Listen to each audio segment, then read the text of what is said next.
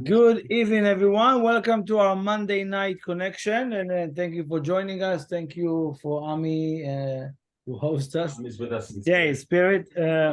But we are glad we have an opportunity to share these secrets of this week.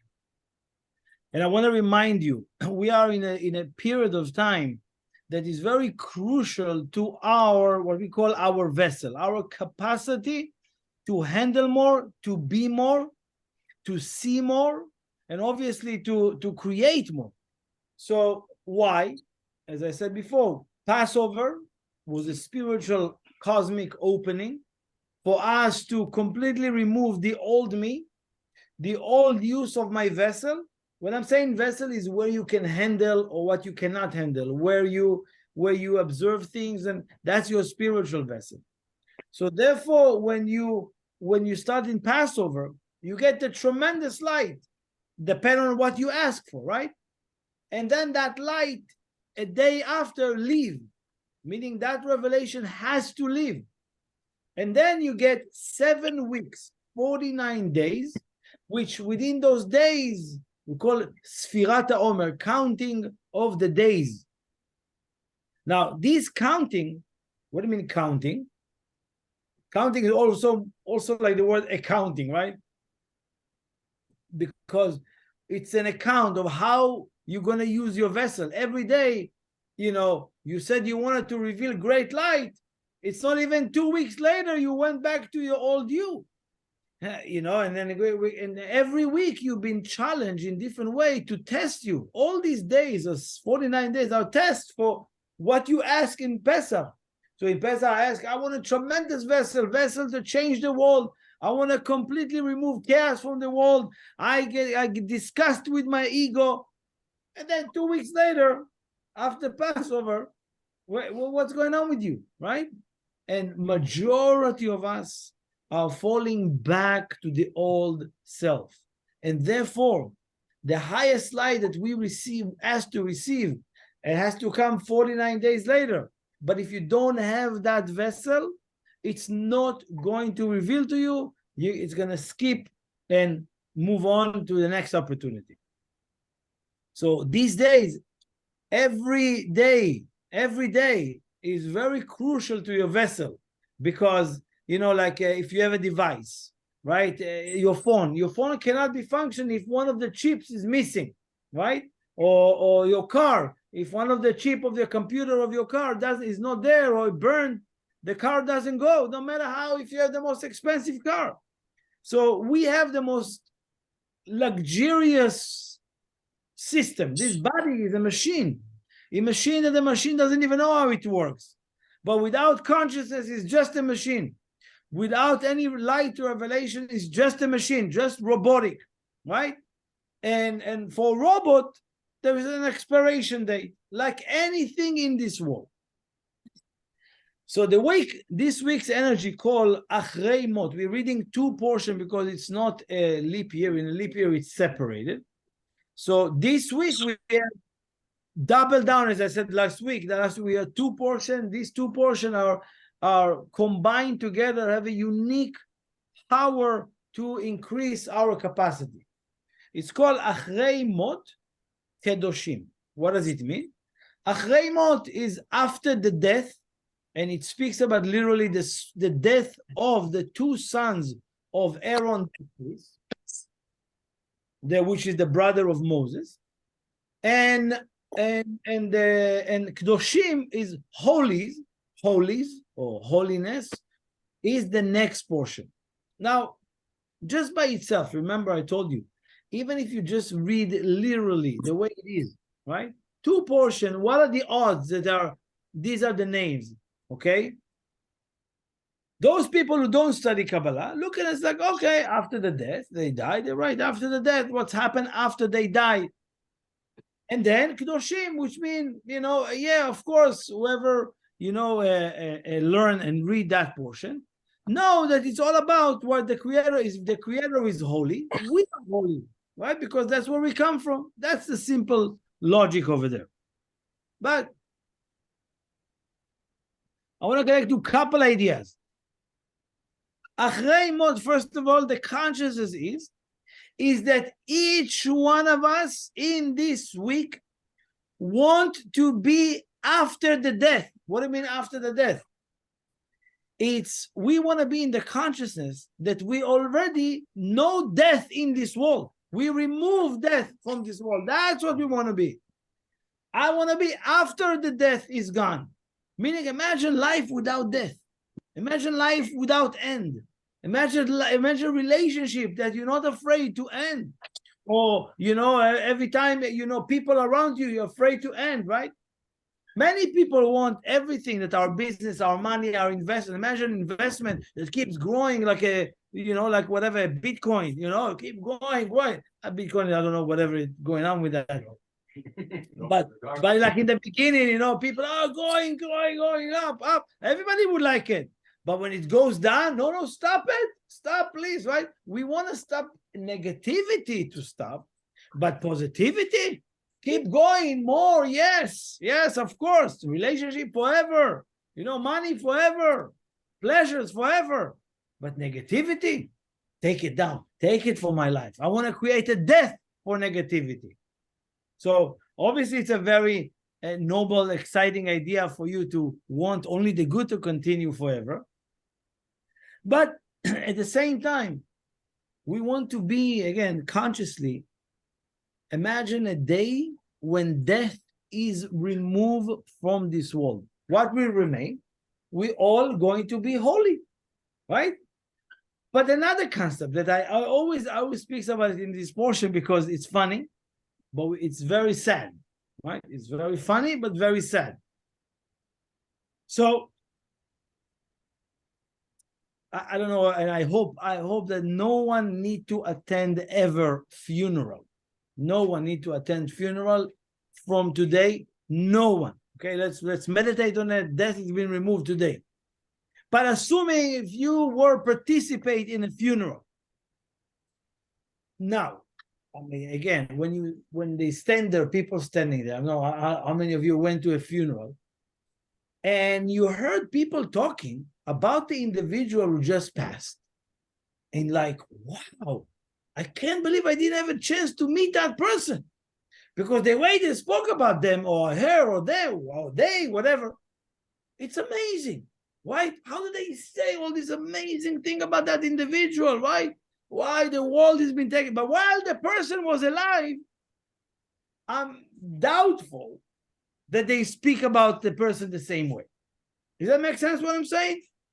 You know what I'm talking about?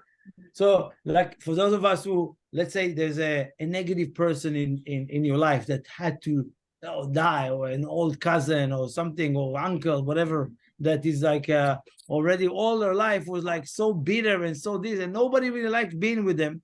And when they pass away, the best God, the best, right? Why do we do that?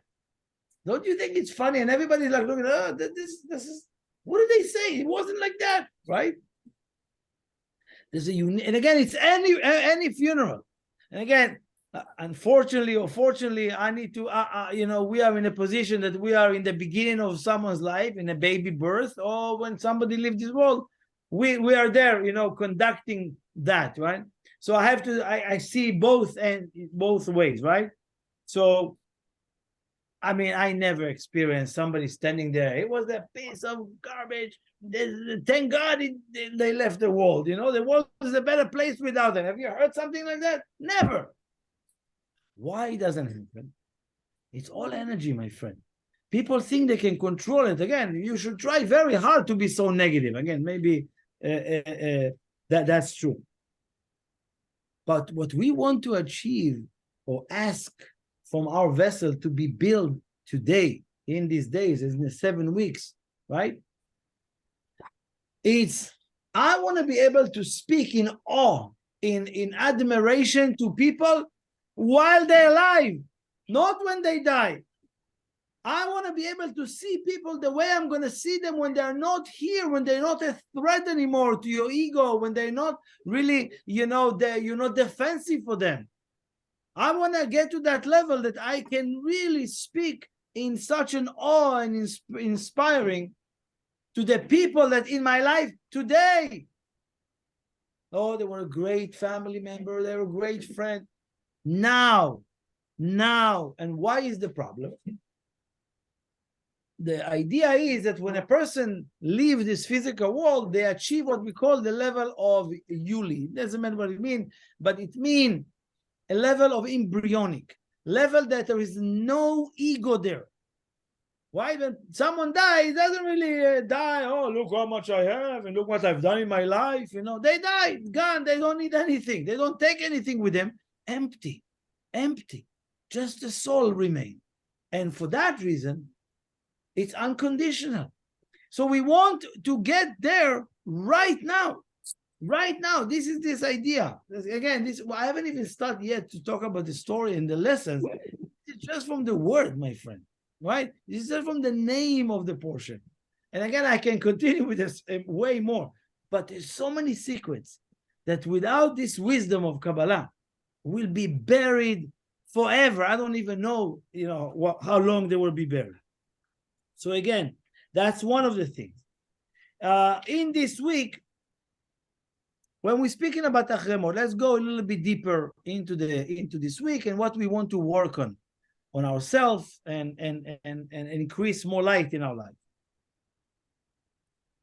So, as I said before, most of us would like every good things, every benefit that we have to last longer, right? Forever, and give us way more than before. But as I said before, when it comes to negativity, I rather put it down. So what is the understanding? Anything in this world, in this physical world, comes with expiration date. Imagine you buying something, any water or any drink or any food or anything you buy, even a car you buy, they tell you probably 3 years or such and such miles. You buy a milk, you buy anything. It comes with an expiration date. Even human. Everybody human comes to this world and they're already starting the process of dying as they born, right? People know that. But that's wrong. It's wrong. Because everything that the Creator creates, it created to endless use, endless channel of energy to this world. We never meant to born and die. That death occurred because most of us don't do the work.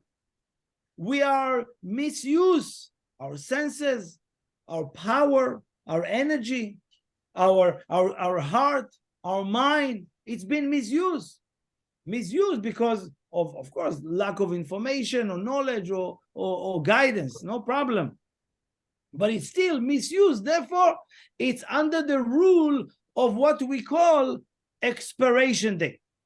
So when things as in their natural state, right, without consciousness, regular robotic, have expiration date.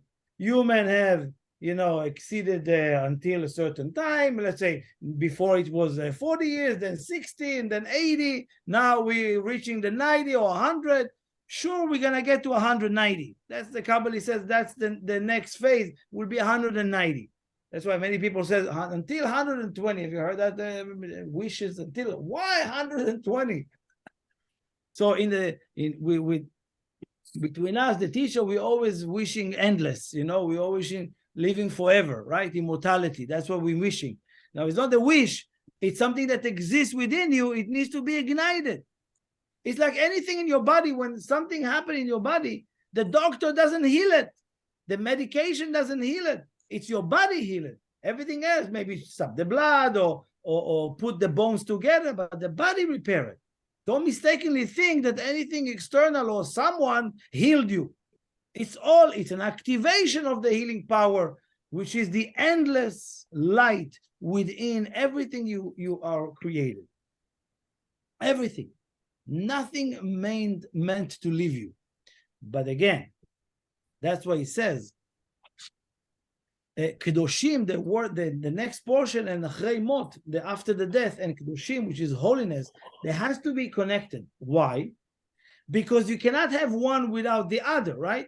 You cannot remove death and stay victim or stay, small. You have to elevate yourself to reveal holiness. Let me just explain as well what it means.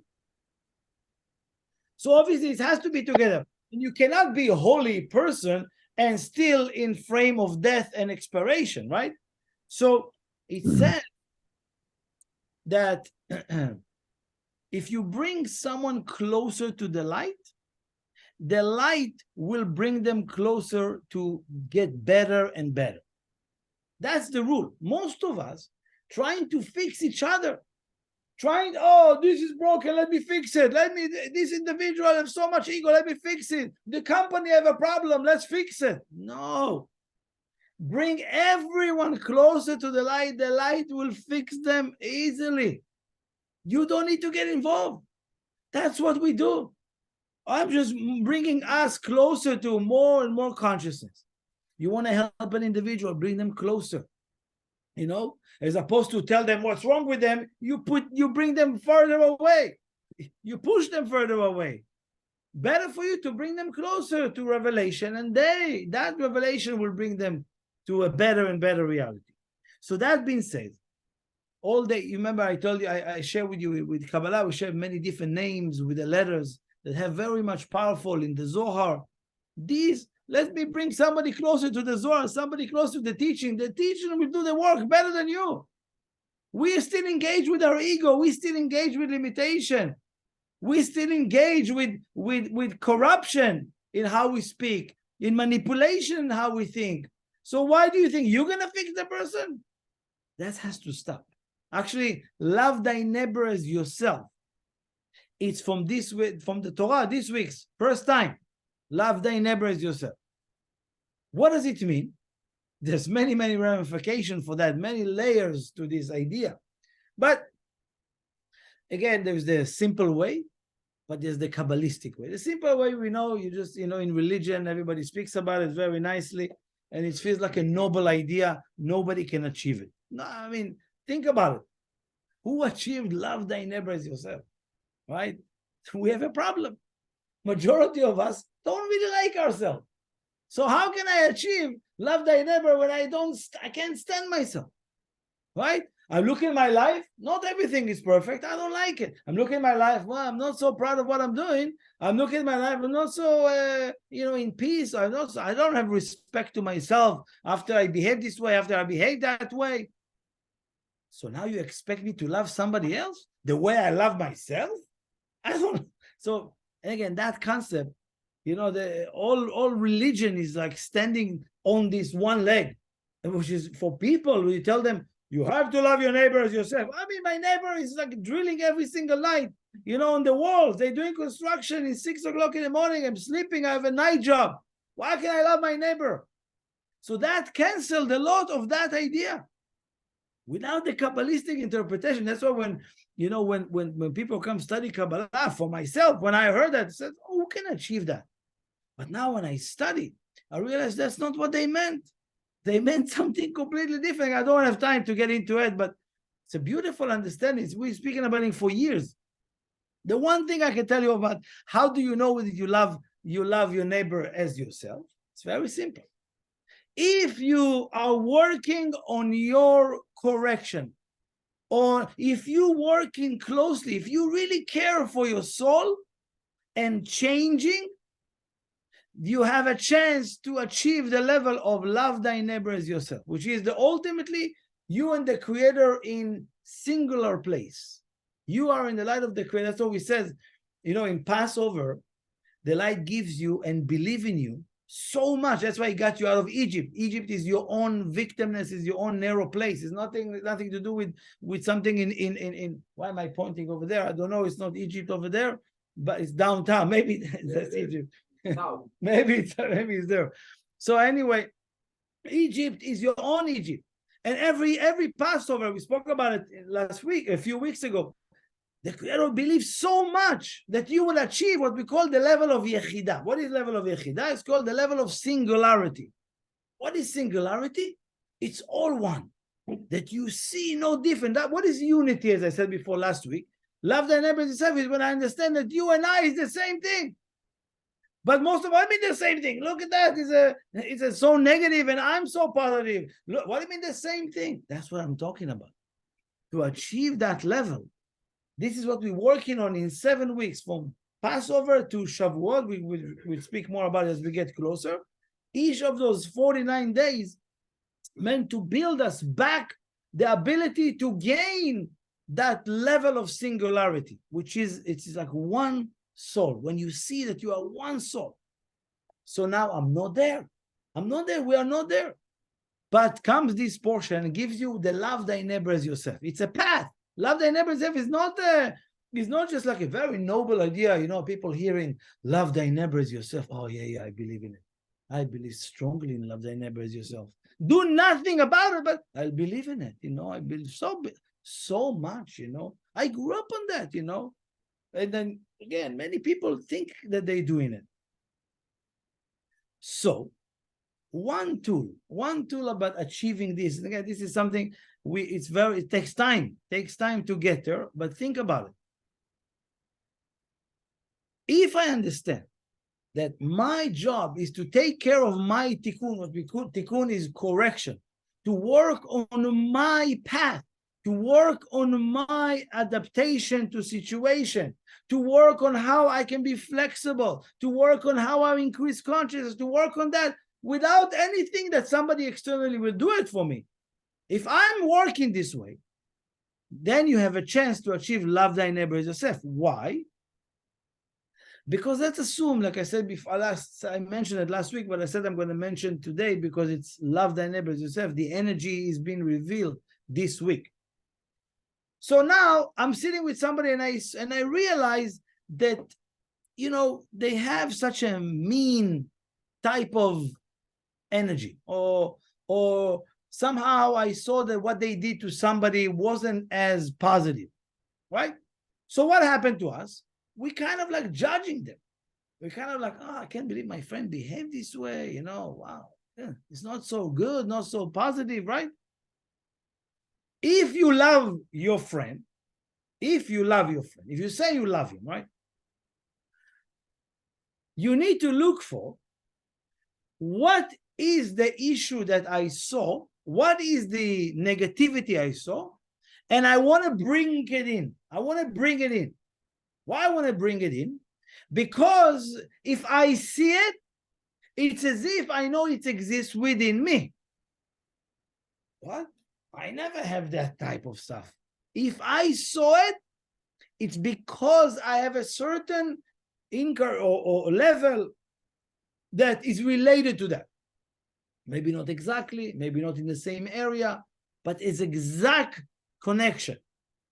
So love thy neighbor as yourself, law, me. If I see it, I'm saying to myself, you know what? I'm not going to judge my friend. I'm going to bring it into my heart and look where in my life, where in my day, but I don't see it, I never, okay, let me sit with this. Let me see that issue. Is it jealousy? Is it anger? Is it whatever it is, that victimness? I can't, these people thinking so small and blah, blah, blah. I take that issue, I bring it in, and I'm looking closely. What can I do to transform it within me? You have to, first of all, detect that you have it. Second, you transform it within you. Then your friend will have a way better chance in succeeding. But it's never about you going, by the way, my dear friend, I saw you have certain ego. Don't worry, because I love you. I'm going to work on it so you're not going to have it. Okay, my friend? It's not something you verbalize. You're not saying it. You're not announcing it. Or let me text him that I'm working on their issues, right? No. It's that the concealment have way more revealment. If you expose it, have no energy, it's just ego, it just sounds good. It sounds wow. Wow. If somebody come and tell you this, wow, it's amazing. You're going to do it for me? You're going to take away the victim consciousness for me? Yes. Oh, you saved my life. You create another victim with this. So anyway, I hope that's clear, but because this is love thy neighbor as yourself, and this is another thing that we want to work and accept to work on in this way. Again, because it's, again, some of us thinking, love thy neighbor as yourself. Oh, wow, I love them. Let me do this, I will do that, Start there. Start there. One, I'm absolutely committed to work on myself, on my correction, on my work in this world. Second thing is, I see my friends, I see their issues, I take it in. I'm searching where it exists within me, and then I'm committed to work and transform it from within me. So then, let's go back to the point here. We spoke about that Acharei Mot, after the death, is that I want to achieve the level that I'm after death, meaning that today we are in a reality when death doesn't occur. How are you going to live your life? Imagine you're never going to die from now on. How are you going to live your life from tomorrow? Are you going to still save for a 401k, whatever you're going to call it? Are you going to still thinking about retirement in 60? What do you mean 60? You're about to live here 600 years. What are you going to do? You're going to retire in 60? Who's going to support you? The Social Security? Why? The government will give you checks. What do you call it? Those checks that they gave in pandemic? Whatever. Oh, yeah, another check, $800 again, another $600. Oh, wow. Who's going to support you if we live forever? Therefore, people don't want to live forever because they're going to need to work forever. But as if you go back to my original point, is that we never meant to work. We never meant to work. Work is because we don't do the spiritual work. Then you're going to need to go work and all of that. But we never born to go to work 9 to 5. All these ridiculous ideas. That's why people today, they don't want to go to the offices. This is ridiculous.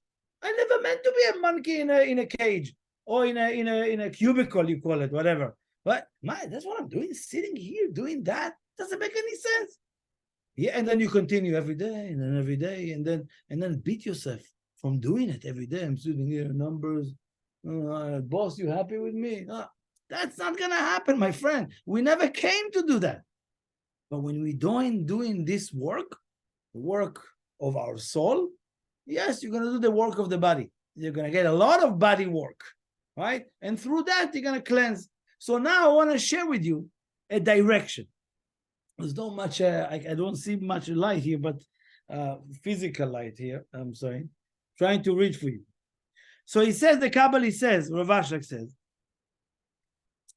that if you connected to your spiritual path, thank you, you connected to your spiritual path, mashma she'Torah metaeret, your spiritual path meant to cleanse you, to, let's say, not cleanse, but purify you. Well, if your spiritual path doesn't purify you, it's the wrong spiritual path. What does it mean? Let's understand what it means. That b'chinat Torah shemetaeret, the path that you on has to cleanse you, to purify you, and by that will bring you to a much holier place. Let's understand what it means. Mai kedusha umai tahara. The Kabbalah says that you need to achieve the level of holiness and purity. Now, I want to share with you, these two words sound so religious in my mind, right? Or in this world, right? Again, if people are spiritual, they have no problem with these words. But when you're coming from a religious background, these words are like very, very strong words. So he says, "My kedusha, my." What does it mean? Kabbalistically, spiritually, what does it mean? כמו שבגשמיות, אם יש כלי טהור, יכולים לתן שם איזה מאכל. It's like physicality. Let's talk about physical. If the tool, if the vessel that you use is clean, now you can use it for food or something else, right? And he says, מה שאין כן עם הכלי מלוכלך, אי אפשר לשים בתוכו שום דבר. So imagine, how many of you are single people living in a studio apartment who don't really wash your dishes? So you understand what I'm saying, right? There's a cup that you're using for 6 months and it's just on there on the counter. Why to wash it? It's only for water, right? It's standing there. Don't get me wrong. I'm married and I'm doing it, right? My wife said, why you leave the cup here? So it's clean. I just drink water. It's not clean. It's observed dust. You can't leave it here. Put it back in the dishes, right? But that's what the Kabbalah says. If you have a dirty cup, right? Would you put clean water inside? Let's say you just drink coffee and then you're so thirsty. Most of us will do it. If you're so desperate, if you have only one cup, or you don't want to wash, so you just like rinse it. You know, you call it rinsing, right? But it's not so clean, right? So it gives like a residue of the tea that was there, or a residue of the honey, or it was a lemon, right? And imagine you don't wash it, you rinse it again, and you drink something else, orange juice and so forth, right? That's what it tells you. Most of us not working on our vessel. So imagine. The Creator want to pour on you this amazing business deal or this amazing new revelation to this world. But you're so dirty with selfishness and ego. From the universal point of view, it's not right to put it on you because it will mess up the beautiful idea within your corrupted mind. That's what it is. So many people want, I want more, I want this, I want this. Wait a second. But you're still dirty from last night. You're still dirty from the earlier today. Let's say happened to you before, all of us here, happened to you before that you had a bad interaction with someone that you actually felt dirty after this, with the anger, with like a fight on the road or whatever it is. You feel dirty. You feel like, I don't feel good, right? Do you think right now you're going to be in the right mindset or the right place to really receive new revelations?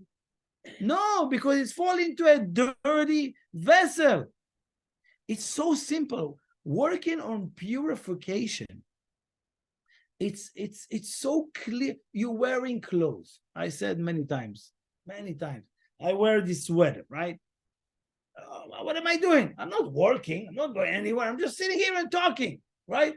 But you come back home, you put it in the laundry, right? Why?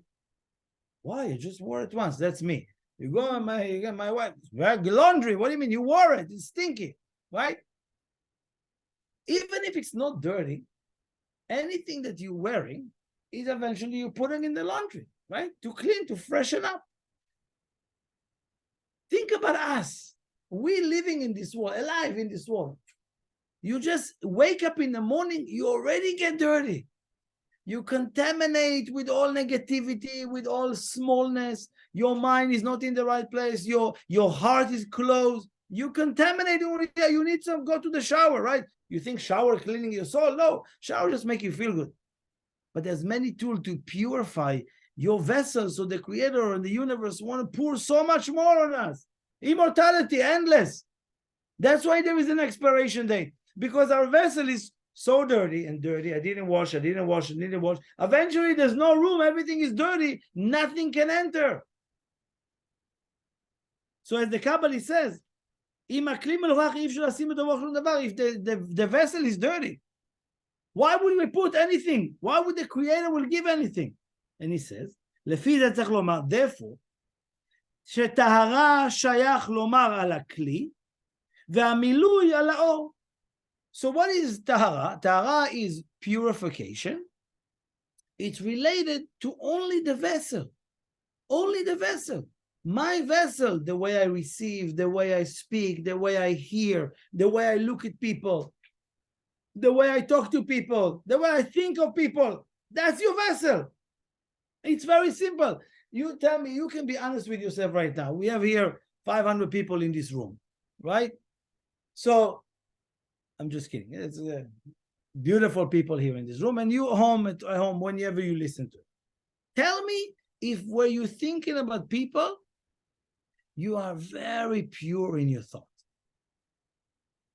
Or when you're talking to people, you're very, very honest. And again, if you're not really listening to yourself, you're totally disconnected. We all have manipulation to our place. Somehow we're saying something in a way that it will sound that they would like us, that they will sound that I'm not going to ruffle any feather and stuff. It's not that clean, right? Or we have a hidden agenda. when you look at people, what are you looking at them? What's triggering your mind? That's the purification we're talking about. Nobody asks you to go on a mountain and do like a silent treatment for 6 months, or bury yourself in a coal mine, whatever it is people do. I don't know what they do, right? It's not going to purify you, because the way you purify is with people. Isolate from people. Doesn't make it different. It's just not going to change it. So I'm going to give you a few ideas of purification. Why? As the Kabbalah is explained, it's related to the vessel. It's not related to some kind of God or creator or system that's waiting, to be pure and then it give it to you. It's only related to our vessel. What is the vessel? What is the dirt of our vessel? Therefore, when the vessel is where the impurity exists, meaning the vessel is the desire to receive. I want. You see how much this cup wants? To that extent. How much this cup wants? Only to that degree. Not less and not more. That's what you can give me. So Kabbalah says, so what does it mean?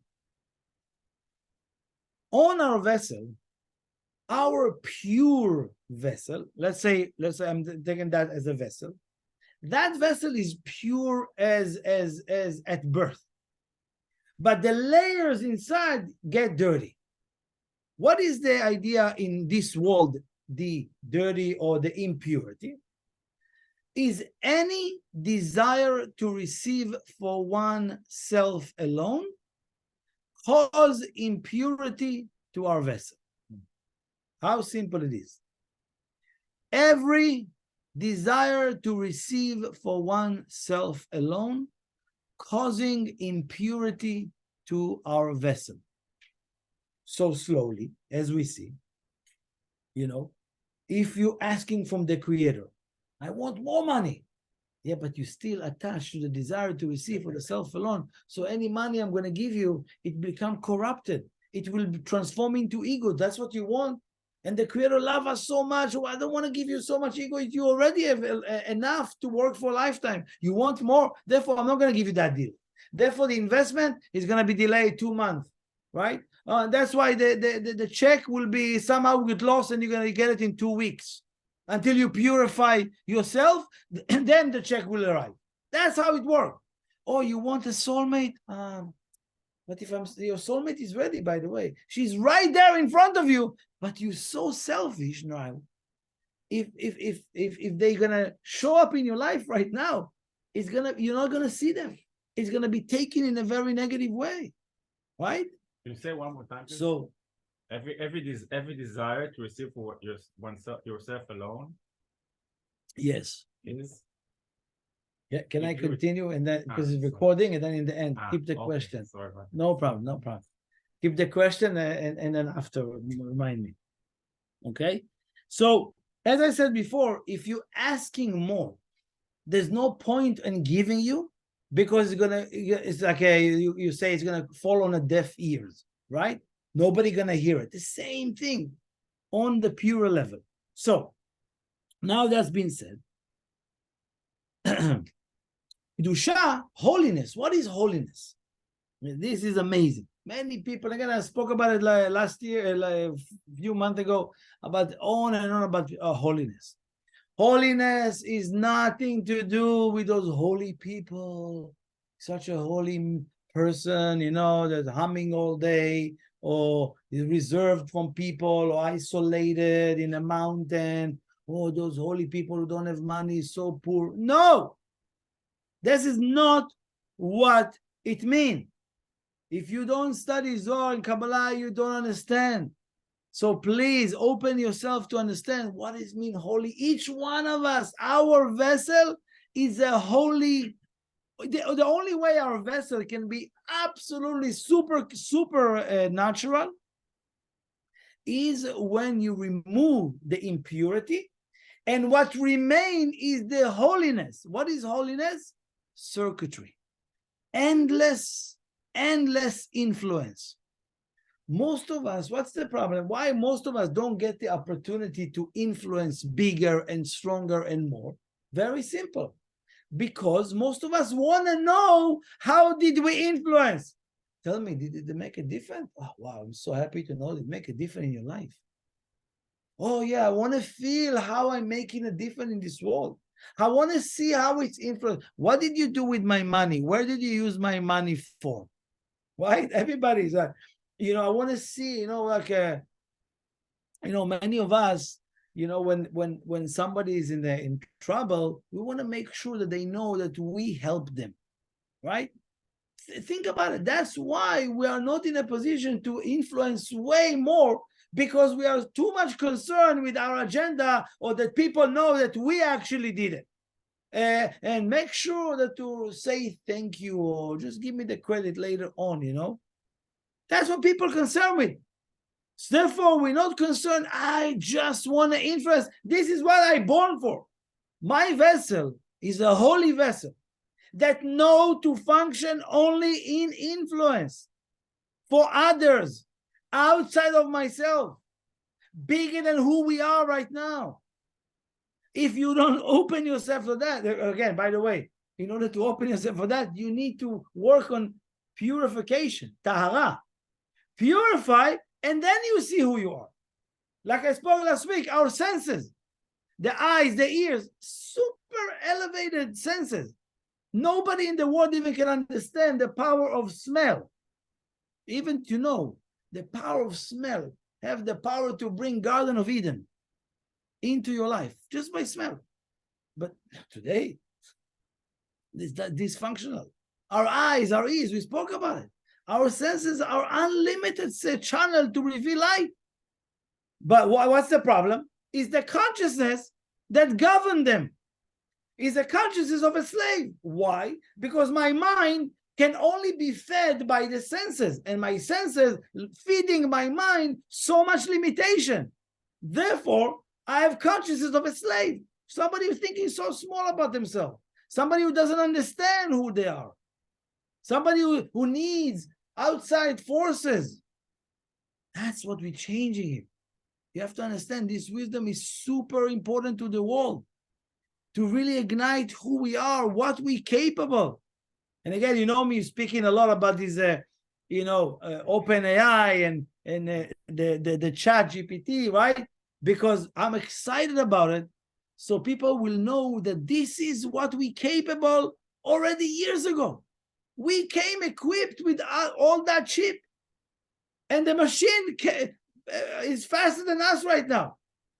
Please, I don't want anyone to think that this is a problem. It's a solution. But if it's going to be using incorrectly, right, it can be controlling humanity, as opposed to us meant to stay in control. This chip, this chat, it's smaller than who we are. It's nothing compared to who you are, right? And again, this is this idea. Purification will show you your unbelievable vessel, endless vessel that you have, endless circuitry, no end. All expiration date will be gone. That's what we want to do. Acharei Mot, after the death. Now already I'm removing death. How I'm going to live life after death has been removed? Start living it right now.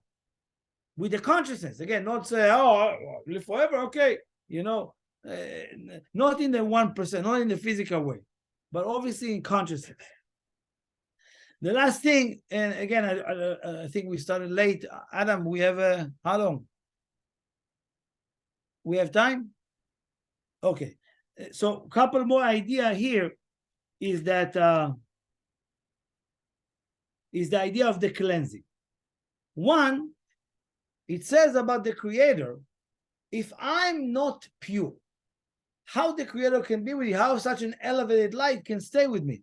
And in this week, it says very clear, Hashochen itam betoch tumotam, that the Creator is with us, even if we are in the lowest or the impure place.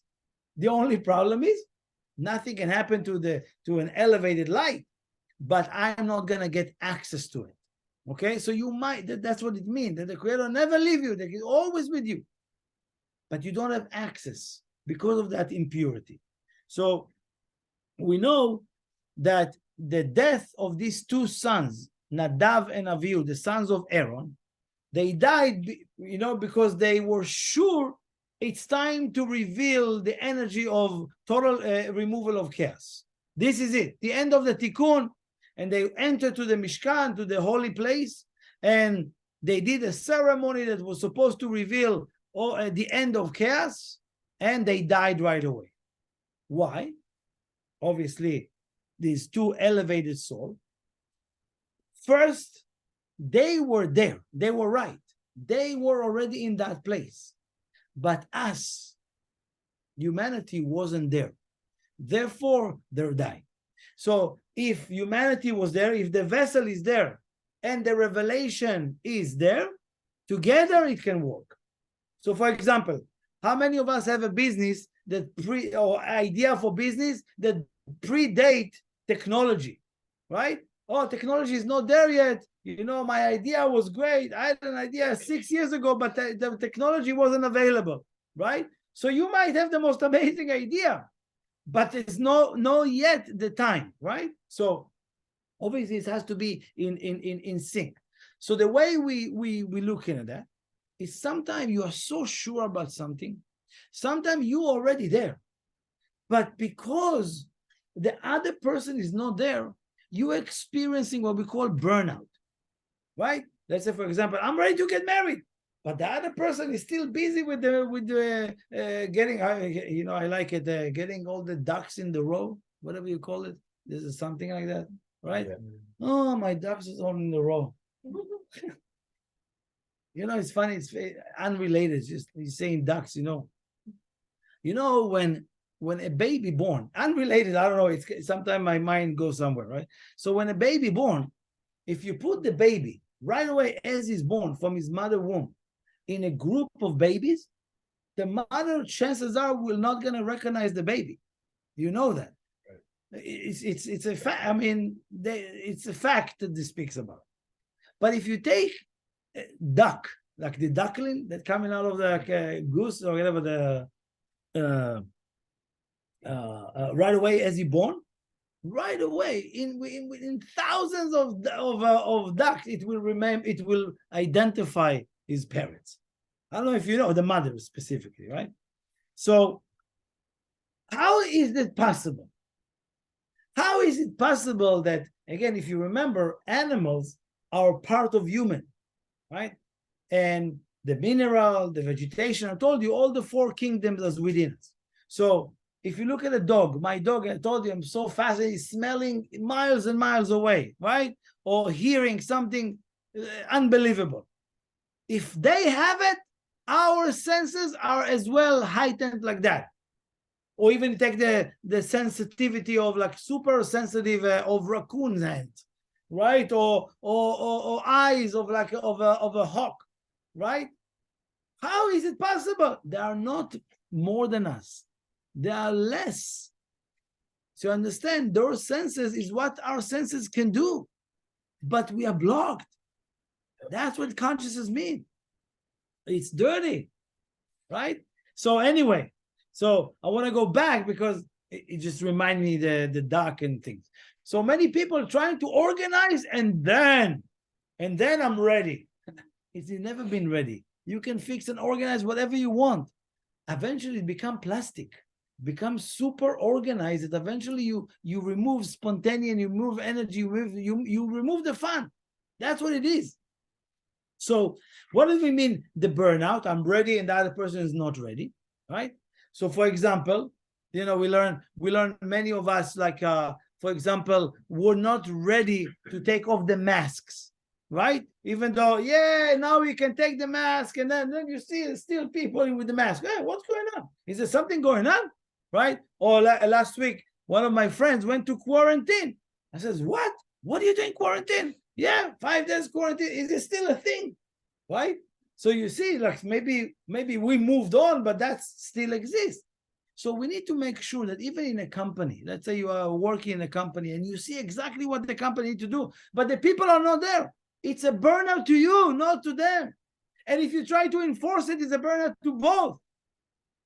Do you understand? So we have to be very sensitive to, even though I'm there, this is the Nadav and Avihu, even the two sons that they died, because I need to make sure, okay, the fact that I'm there doesn't mean I need to force it on somebody else.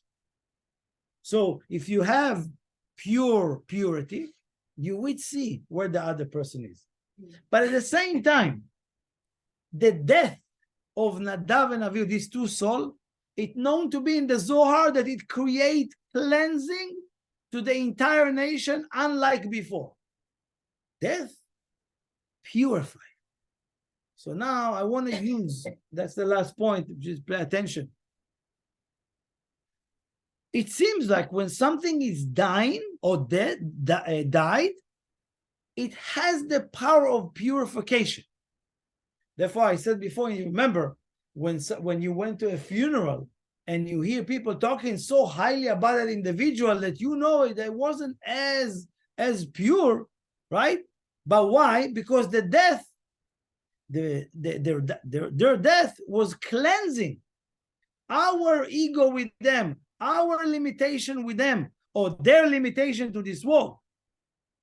So now, this week, again, from now on, I would like you to look into any death that happened and happening in your life. Not God forbid someone died, but death in business, death for relationship, like death to a mental death, right? I can't think anymore, right? Or death to your, like to love, right? Death in many different ways, financial death, right? All kind of death like that. So what I recommend is to use each one of them to purify you, because the reason it has to die, because obviously it's misuse, it's not used in an unlimited way, limited way. It caused me more agenda and more impurity. Therefore, there is expiration date. Expiration date, it has to be removed from my life, right? Unless, you know, I keep my consciousness in an, obviously, an immortality way, as we spoke last week, but in an endless way. And everything that, and if it's end, I'm going to use it to purify. One. So, for example, if somebody gonna hear that they got laid off from their job, most people will be devastated, and you have to use that moment instead of being devastated. It's really the test is how you're going to respond right away.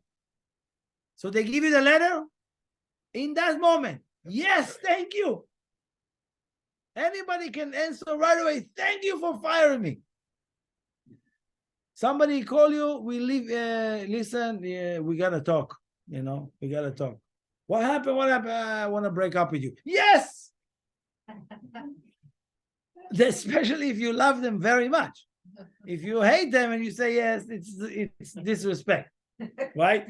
But if it's very hard for you, let's say you say, well, we terminating your position, and that company, you know, we're selling. Yes, any end, any death meaning end of something, it has within it the potential for tremendous light, because nobody wants anything to die, to finish. And therefore it cleanses what we call any attachment to the desire to receive with a self alone in that particular area. That's why you use your relationship for a selfish reason. You use your business for a selfish reason. You use your position in the company for a selfish reason. There is a death that comes attached to that. Anyone, when I'm talking to owners or companies or employees of a company, your position is here, will be tremendously valuable if you remove any attachment to your agenda and just being of service in this company.